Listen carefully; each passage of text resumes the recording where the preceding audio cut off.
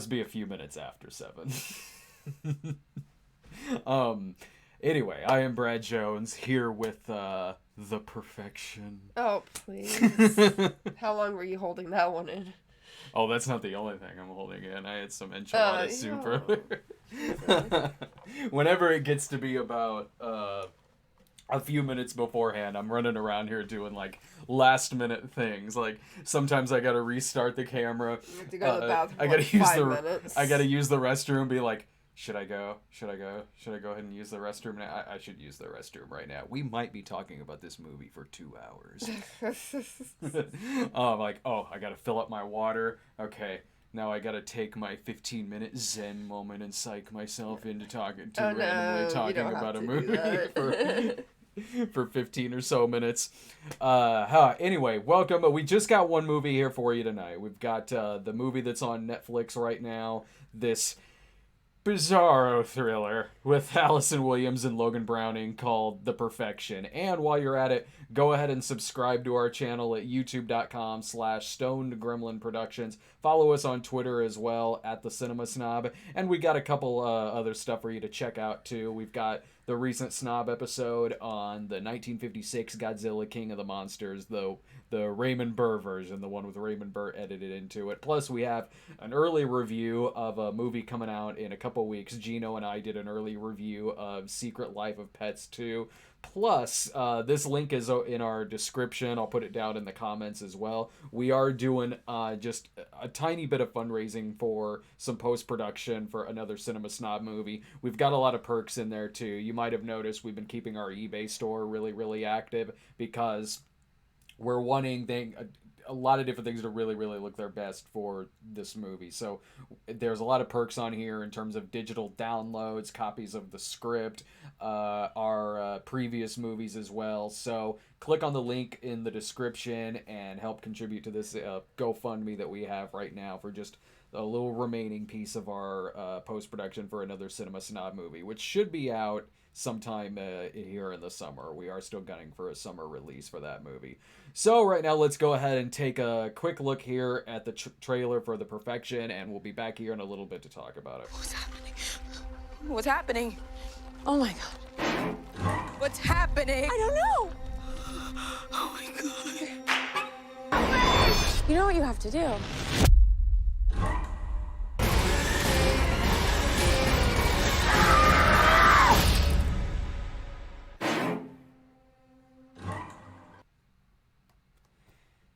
Now, this is a movie that I hadn't heard of until I saw it trending last weekend. Yeah, we saw it a couple days ago, so I need to refresh my memory just a little bit. Well, let's go ahead and hit pause, and we'll watch the movie again in its entirety and come back and talk about it. It's only 90 minutes, which is a plus. Right? It was 90 minutes? Well, you say that, but we did go see Secret Life of Pets 2 last weekend, which was 86 minutes. That felt like an eternity. Oh yeah, she was with us when we went to go see that movie. I fell asleep a little bit during that. That felt like it was Titanic. You missed. Not that it was good. I meant like that it felt like it was that long. I thought you were gonna say something like, I'm not talking about how long the movie Titanic was. I mean, sitting through it was like being on the Titanic. No! God. Honey. I'm not like... Okay, I was gonna make a Big Bang Theory reference when Sheldon... Well, I've made 3.5 hours worth of Big Bang Theory references. Now I can make Big Bang Theory references. Now you were allowed to talk about the Big Bang Theory, having sat through 279 episodes. I won't make a reference, because it's kind of I thought it was funny, but it's kind of really... I don't even remember the part in Big Bang Theory you're talking about. The one where he's like, now I know how slavery was for... Oh, when he was... Yeah. Welcome to Out of Context Theater. Yeah. We're talking out of context lines from Big Bang Theory. There was a part in the show where he's in trouble with Regina King's character and he gives her a copy of Roots. But anyway, that happened. Anyway, The Perfection. Now, this is the movie with Allison Williams, Logan Browning, and Steven Weber. I forget the person who directed this movie, but he is also he directed a handful of episodes of Girls, the show Allison Williams was on. Again, like I said, I hadn't heard of this movie until it dropped, and a lot of people online were talking about it last weekend and calling it a very strange film, something that is wildly unpredictable that you kind of got to see, and it's a little bit warped in a way. And I'm like, well, interest peaked. One, because it's a movie on Netflix and it's trending, so I probably should watch it and review it, and cross my fingers that it's better than Bird Box and The Silence. We didn't even review The Silence, but spoiler, it's bad. So anyway, now when this movie started out. This is a movie about where Allison Williams plays a character named Charlotte. Logan Browning plays a character named Lizzie. They're both masters in their field at playing the cello. They're both prodigies in this. And well, Charlotte's kind of like not washed up, but she's kind of retired. Yeah, you've seen that. She's still a prodigy. You've seen that that Allison Williams' character you get flashes that she's gone through a lot of issues with mental health and a suicide attempt and being hospitalized, and her career isn't really that active, and it's certainly not what it was. And then this up and coming star in this field is this character of Lizzie that Logan Browning plays. And when it started out, I mean, as you can see right here, when the movie starts out, and it's about these two, like, not as necessarily competitors, but you sense this sort of aura that, like, maybe there might be some slight little bit of jealousy or something going on, and then it turns into this sexual relationship between the two of them. And you had pointed out to me, like, oh, okay, so it's kind of going in a direction of something like Black Swan. Yeah, at first I wasn't into it because I thought it was like a Netflix version of Black Swan, but it proved me wrong. I was in impressed. A lot of ways. I was impressed from the beginning with a lot of the cinematography in the film. I liked a lot of things that they were doing with with blurs. I've seen Tarantino do this a lot, where you have someone in front, someone in the background, a blur kind of in between. The movie plays with that a little bit, like what the perception might be from the actor, how the character on screen might be using some of their peripherals. You'll have two characters facing each other in focus and someone talking in the middle of them, and that person will be out of focus. I liked how they did a lot of camera work and focus shots with that. I can tell it was from, you said it was a director from Girls, or one of the directors? Yeah. I could tell. You could? Yeah. Mm-hmm. Yeah. How so? I'm not really, I don't know what the words are for directing and stuff, but I could just tell. Yeah. Did they do a lot of the same things about what, like, I'm talking about with blurs and, like, certain transitions between the actors? I know I know this takes place in Shanghai, I think, China. Right. And they do like a big sequence in Japan though. Uh-huh. And I know they're two different countries, but I'm just saying the way that they were kind of filming it was kind of similar. Mm-hmm. I don't know, just kind of looked similar. When the story keeps going, this is a wildly unpredictable movie in that, like, I want to talk about this movie without getting into spoilers. You have to get into spoilers. I'm going to avoid as much spoilers as I possibly can. Well, I'm not going to go point by point through this movie or anything like that. But what I will say about it is it reaches a point with these two characters where they're kind of on this trip together, where one of them appears to get very ill, very sick, and something tragic ends up happening to one of the characters. What you think in each arc of each act of this movie, and the movie is broken up into chapters, and what you think is gonna go on in a lot of these arcs that the movie has taken, a lot of these directions in the story that it goes. You'll think it's going to go one way. You'll think it's going to go this direction of this maybe stalker thriller, perhaps. Maybe this single white female kind of thing. Maybe something like the Black Swan, like we were saying. And then it'll flash back and give context to a lot of things that you had previously seen. It'll do like a rewind thing. Yeah. There's so many, there's at least like 2 or 3 twists and turns in this, so I don't Quite know a how bit. much I can go into detail without spoiling it. So, I mean, if you haven't seen it, don't watch this review, I guess. Well, instantly you should be very nervous watching some of it because Allison Williams is great at playing parts like this. She has kind of crazy eyes. Oh yeah. She I love Allison Williams though. I do like too. she's my least favorite character on Girls. Sure. But she's kind of like the Charlotte of Sex and the City, where like she often plays very waspy characters. She's really good at what she's doing. She's really good at that. I should show you Girls sometime. But yeah, like she's very I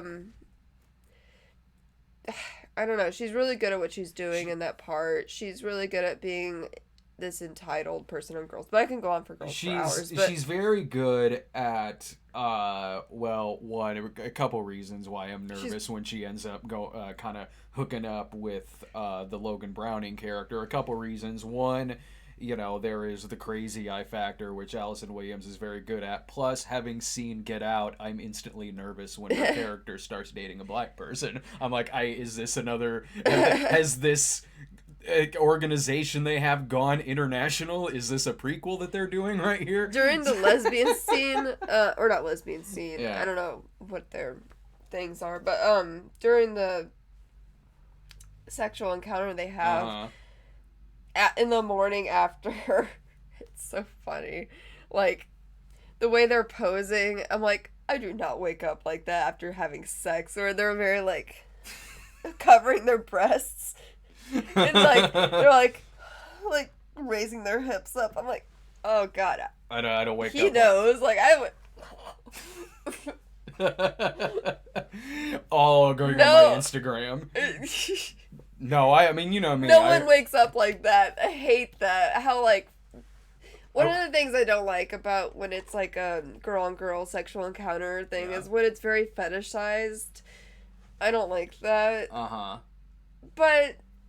whatever. I don't know. I don't like that kind of stuff. They seem like they're having a good time. Well, you know me. I wake up the next morning just huddled into a corner and crying. Well, like, that's why I kind of like books... Booksmart. It's like when they're saying, scissoring isn't a thing. And they don't do that in this movie, but I'm just saying, like, when they fetishize, like, 2 girls doing something. I could show you. We don't do this. I could show you some videos where scissoring's a thing. Just give me, like, a 5-minute search. I can find it. It won't even take 5 minutes. Yeah, Booksmart gets it realistic. That one included the vomit. And the drinking out of cups or cigarette butts. You know what I'm saying. No, I know what you mean. No, this That's film... the only thing I really had about the movie was when it's, like, fetishizing, like, girl-on-girl stuff. I mean... But I think Black Swan did it better. I thought Black Swan was a better movie than this. Well, yeah, no, I meant, like, the girl-on-girl thing, but I don't know. Oh, well. We can just start doing a top 10 right now. We could talk about Bound. We can talk about Mulholland Drive. Personal best. Maybe I'm a minority there. I don't know. Yeah, I don't know. The movie, it was making me guess where this movie was going to go in terms of its story. And then you find out... How much do you want to get into spoilers Not here? a lot, to be perfectly honest. Like, all I'll say about this movie is that it goes... You start seeing a bigger picture of everything that's going on, and a lot of this will... characters that you've only kind of briefly seen beforehand, like Steven Weber's character, who him and his wife in the movie run this music academy that both of these girls belong to, or in Allison Williams' case, once belonged to. You start finding out more about this, and also that a lot of things that have been going on where you would thought it would be just this small story between these two characters is this larger story that has a lot to do with revenge. Now, when you go into this movie, the more that it goes on, and the really weird turns that this movie takes, go into this, like, as the movie goes on, it starts picking up more of a vibe of, like, an Asian extreme film, like something like an Asian extreme film, like something like 3 Extremes, or a movie that like Chan-wook Park would direct.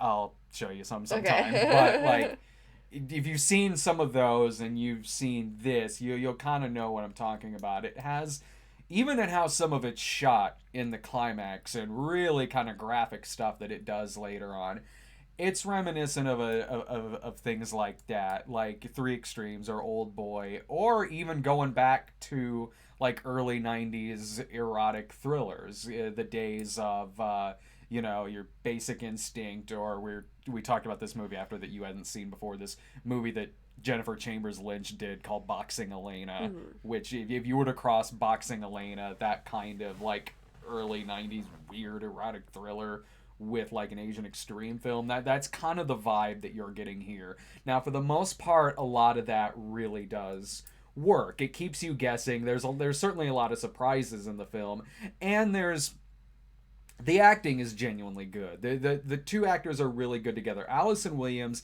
is very good at playing a part that you think the character seems one way at first and is convincing as just this maybe timid normal character like this or Get Out, and then later there's much more of a darkness to the character. Like, she's good at doing that. She's good at transitioning from one mode to the other, especially in how a lot of the acting that she does with her eyes. She's very versatile. She's good at playing characters that have these wild arcs that go throughout the movie. I like her a lot.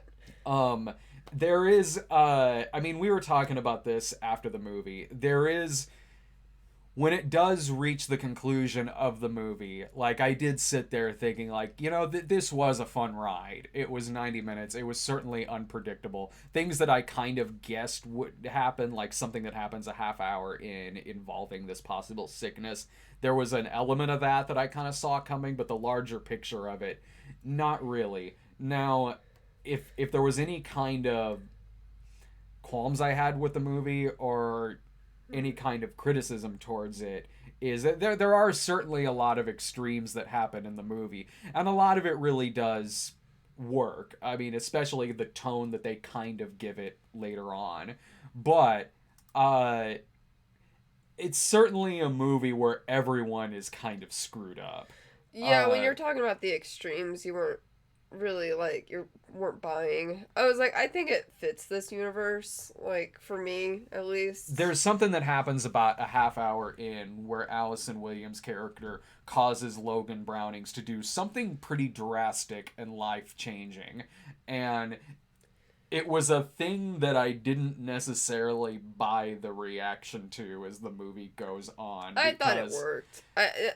Maybe I'm the minority there, but I don't know. I don't know what the general consensus of that is. All I'm saying is, from my point of view, like, it's like, okay, there is this other big bad in the movie that has done terrible things, and what happens to this is like, yeah, you understand the motivation and the need for revenge against this one certain person. But there is a thing that one of our leads does to another character where it's like, okay, we've taken care of this big bad. Now let's deal with this crazy crap that you did to me. Like, like, really, all of you are kind of screwed up. This person is worse, but let's not take away from, like, what you caused me to do. And they try, like, explaining it to where it's like, oh, I had to do this because you wouldn't have done what I wanted. I'm sitting there going, well, you could have tried. Like, there's a part where, about a half hour in, it's to the point of coaxing someone into just straight up mutilation that destroys one character's career. Now, as the movie goes on and you get more settled into this world that you're in, especially in the pretty creepy last shot in the movie, like, that, when it gets to that point, I'm certainly buying that. But early on in the movie, where it sort of starts out with this vibe that's a little, not that it's grounded, but more so compared to what it goes later on, it has me in this mindset that it's making me think a little too, I don't know if realistically is the right word, but what someone would maybe do in that situation. Now, later it gets a lot more heightened, but since earlier it was kind of throwing that vibe at me a little more, which is why I couldn't really shake what this one person ends up doing to somebody else. When that whole that mutilation thing happens, yeah, like at first I was like, okay, I don't know where this is going, and I was thinking like this movie's gonna be stupid, but then there's a big payoff at the end that I really dug. The payoff is good. Yeah, and so I was like, okay, this kind of fits this universe that they're trying to portray, and also this whole movie is just a message for female empowerment. It really is. Like, I don't think that's a spoiler. No, like, but it's not. This whole movie is just about female empowerment. It's all a message. So that's why I'm kind of buying this. Like, I don't think it's... I don't know. I liked it a lot, honestly. I thought it was really good. I really liked Allison Williams, and I really liked, whatever that actress is. Logan Browning. Yeah, she was really... What else has she been in? But, yeah, she was really good, too. Their chemistry was really good. The first... sorry. The first... sorry. But the first twist that happened was, like, I kind of saw that coming. Yeah. But then there was like, maybe 2 more twists after that I didn't see quite coming. But, yeah, I highly recommend it. Yeah, I mean, it's a movie that every character in the movie is messed up. I liked it way more than Bird Box. Oh, yeah! Out of all the Netflix originals that are getting a lot of hype, like, there's, like, Bird Box and, Extremely Wicked, Shockingly Vile. I liked that movie. I'm not gonna repeat the title. But, I really liked this one more than that one. I probably like the Ted Bundy movie better. I liked this one more. It was really twisted, and it's about female empowerment, and I like that a lot. Sure. That's what we really need right now as women. I'm sorry. I mean, no, I'm not sorry, I agree with that, but I don't think anyone needs to mimic what these 2 characters do in this film. No, the whole it's just a message. That's all it is. Yeah. But yeah, I like this one a lot more than all the other Netflix originals I've seen in the past year. It's one of the better ones that I've seen here recently. It was a very entertaining movie. I mean, even when it gets to I was fine with a lot of things that happen towards the end of the movie without thinking too hard on it, because even something that happens at the very end of the movie, it's another thing where it's like, yeah, if you think really hard about this, like, I mean, this isn't going to go down quite like this, and this could probably be dealt with fairly quick, but at that point, it's already gotten into some pretty surreal stuff that I was buying it then. It's a very surreal movie. When it gets to a point in the movie, yeah. But, I mean, you even said this one thing at this point where, as fun as the climax is, it does kind of... it does kind of break the mood a little bit with the soundtrack. Okay. Can I get into that? Yeah, go for it. My favorite composer of all time is Mozart. And I know, like, he's a very popular one, but I've been to Salzburg twice to see his home and to see museums, and he's my favorite composer. And one of my favorite classical music numbers is Requiem D minor, I think is what it's called.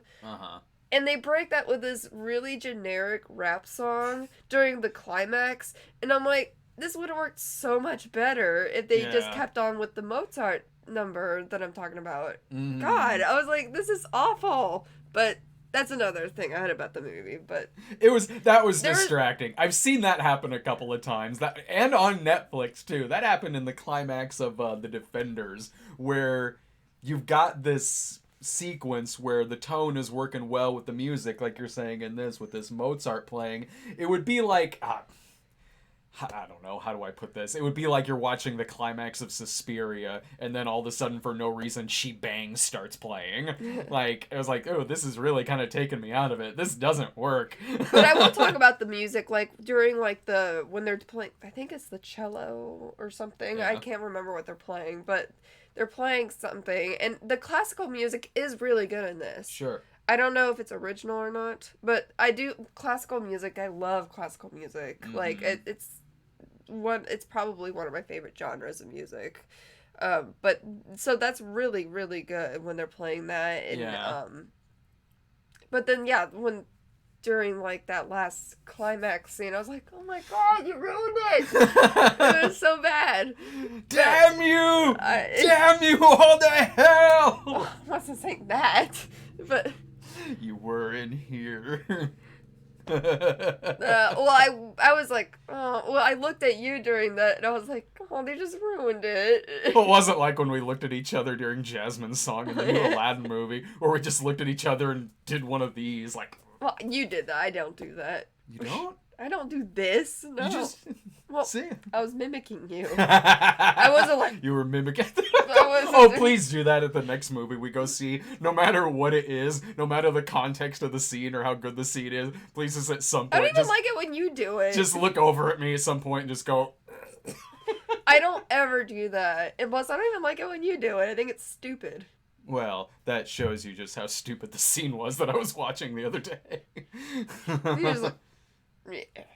Why was it sitting there like, oh god, this is hot? Well, I don't think you were doing that. I don't even know what this means. I mean, I know what it means, but I don't know what... I don't know. It was something I picked up in the 80s. It was something I saw Tom Hanks do to Dan Aykroyd in Dragnet. And I picked it up ever since. But yeah, the music in it is really good. If you like classical music, I would say it's good for that reason alone. Sure. No, I mean, it's a movie you can watch at home on Netflix. It's perfectly serviceable for that. I thought it was an entertaining enough movie. Yeah, I highly recommend it, honestly. I don't know if you liked it more than I did, but... No, I think you liked it better than I did, but I still enjoyed it. I like the Amadeus thing. I have Amadeus soundtrack on a CD. Nice. I have it on 8-track. Well, I don't.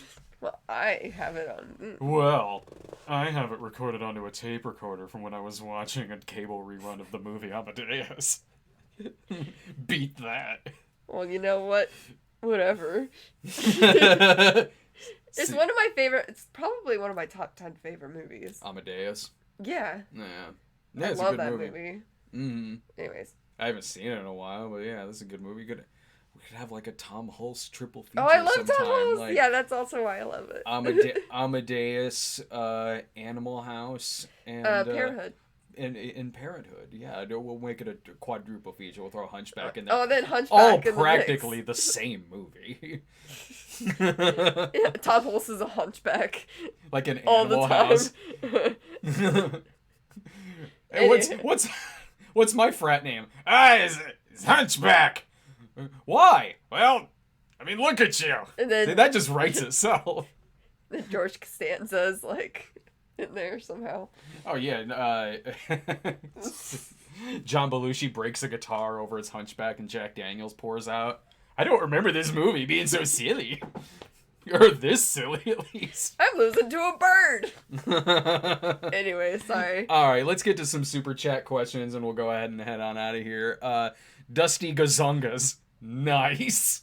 Dusty Gazongas says... That sounds like a stripper name. It's like, that is my real name, damn it. Stop laughing. Oh, I'm sorry. Was that your real name? I'm sorry. Oh, no, No, my real name is Frank. Dusty Gazonga said, would you say this movie was perfection? Laugh track produced by Chuck Lorre. Oh, if they said that on a Chuck Lorre show, a character's dick would be in a robot arm for some reason. No, I didn't think the movie was perfect, but I liked it. It's not perfect. There's like, two things I had issues with, but it was good. Future movie. That's it. Future movie actor. I meant when Laura joked you were wearing a dress to your wedding, she stuck it to you there. Haha. What? I don't understand. I don't understand. I meant when Laura joked you were wearing a dress. You were. How do you know that I was wearing a dress at our wedding? Sorry, I wish I knew what you're talking about. Unfortunately, I left my Toxic Avenger tutu at home and had to wear a tuxedo. Future movie actor. I agree that Brad and Linda from Fast Times got together. Don't make it right after the bathroom scene. Build it up properly. Oh, well, that's reference to. I don't remember if you were on this episode where we were asked about if. Yeah, that was you. Me and you when he was asking about Brad and Linda from Fast Times at Ridgemont High. Yeah, if you built it up to where Brad would end up with Linda. With not Phoebe you, Cates Brad. and Oh, it's okay. like I'm referring to myself in the third. I don't know. Brad is getting upset. I don't. I told you, call me Maestro. If the scene with Judge Reinhold in the bathroom and Phoebe Cates had happened earlier in the movie and they built it up maybe more, I could see it working, but not as late as it happens in the film. Gil Galore Games, live forever, Brad. No, he won't. I No, poison him. Have you seen Brad Tries? That's how you poison me. You go, Brad. You should just do another episode of that today. Future movie actor. I think the new Aladdin has more personality than Beauty and the Beast. Oh, yeah. I agree with that. But I liked them both. New Aladdin has its own flavor compared to the classic original. I agree. Yeah, like, I think out of all the remakes, Aladdin is more ambitious, but it's still mediocre. Yeah. Like, I just get upset, like, with the new remakes. It just seems like it's just for money. Well, yeah. So, yeah, like, I think it's more ambitious, but, like, at least they were doing something different than Emma Watson singing with the stupid auto-tune or whatever it's called. Yeah, it was better than Beauty and the Beast in that one was mediocre and Beauty and the Beast kind of sucked. Future movie actor Naomi Scott, who was also in Power Rangers 2017, did a really good job as Jasmine. Placement of Speechless 2 was awkward though. Thumbs up Will Smith. Yeah, man, that Speechless song, that was embarrassing. My sister liked it, but I don't know, I guess I could see why people like it. I just thought it was lame and unnecessary. Sure, yeah. All right. Well, thanks a bunch, everyone, for watching, and thank you so much for the super chat contributions. Let me throw up just a quick thing here. Please visit our GoFundMe page. There'll be links in the description. Help us out with the last remaining bits that we have for post-production on another Cinema Snob movie, and there's a lot of perks on there that a lot of our digital downloads for our previous movies, as well as the shooting script for the movie and the first draft of the script as well, so you can see how radically different it is from first draft to the final draft.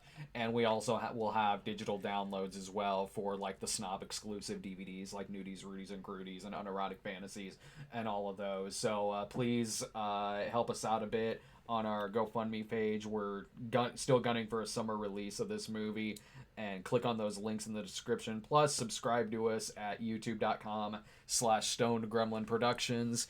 /StoneGremlinProductions. Also follow us on Twitter at The Cinema Snob, and we'll be back this weekend with reviews of Godzilla, Maw, and Rocketman, I believe, are the three big ones coming out this weekend. So we'll see you guys soon, and thanks for watching. Bye.